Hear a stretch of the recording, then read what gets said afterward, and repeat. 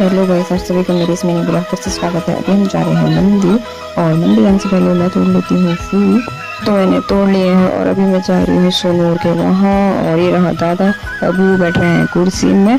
और अभी सोनू हम तो यहाँ नहीं हुए थे तो मैंने बनाई छोटी सी डील फूलों की। आज है सोनू का बर्थडे, तो सोनू को कमेंट बॉक्स में हैप्पी बर्थडे बोल देना। और ये देखिए धृति घास चल रही है।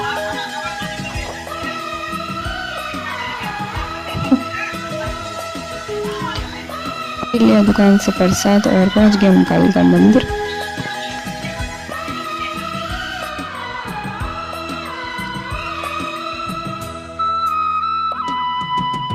मंदिर में हमने मैया के दर्शन तो कर ही लिए थे और सोनू की हमें बनने लगी थी रील।